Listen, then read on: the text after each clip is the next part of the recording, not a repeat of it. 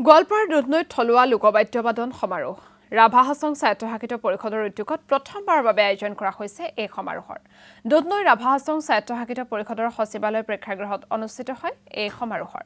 জনজাতীয় থলুৱা লোকবাদ্যসমূহৰ সংৰক্ষণ তথা শিল্পীসকলক এখন উপযুক্ত মঞ্চ দিবলৈ আয়োজন কৰা হয় এই অনুষ্ঠানৰ সমাৰোহত ৰাভা বড়ো হাজং গাৰো চাহ জনগোষ্ঠীকে ধৰি বহুকেইটা জনগোষ্ঠীৰ থলুৱা লোকবাদ্যবাদনে আপ্লুত কৰে উপস্থিত দৰ্শকক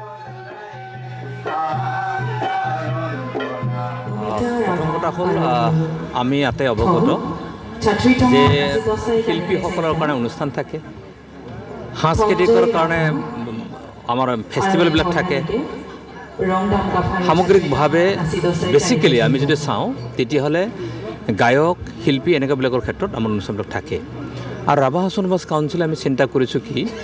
যে যিবিলাক লোকবাদ্য আছে আমাৰ গতিকে অট'নমাছ কাউন্সিলখন গঠন হোৱাৰ মূল উদ্দেশ্য হৈছে ইয়াত থকা ইণ্ডিজিনাছ মানুহসকলৰ কৃষ্টি সংস্কৃতি ইয়াৰ আইডেণ্টিটি ইয়াৰ কাষ্টমাৰিজ ল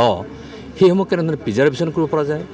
কেনেধৰণে তাক সুৰক্ষিত কৰিব পৰা যায় কেনেধৰণে ইয়াত জনগোষ্ঠীসমূহৰ মাজত ইয়াক চিৰদিন চিৰকালৰ কাৰণে ৰখাব পৰা যায়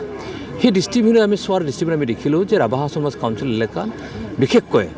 ৰাভা বড়ো গাৰো হাজং কোচ ৰাজবংশী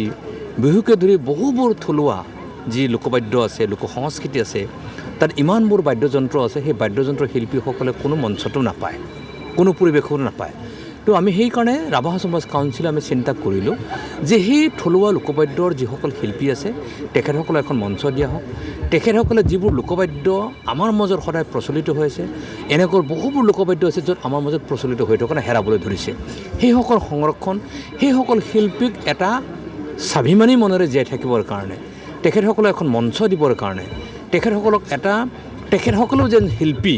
সেই স্বীকৃতি প্ৰদান কৰিবৰ কাৰণে ৰাভা হাছং কাউন্সিলে প্ৰথমবাৰৰ কাৰণে ৰাভা হাছং কাউন্সিলৰ প্ৰাংগণত আমি প্ৰয়োগ কৰিছোঁ আহি থকা দিনসমূহত আমি এইটো ৰাভা হাছং প্ৰাংগণৰ পৰা বাহিৰলৈকে আমি ওলাই লৈ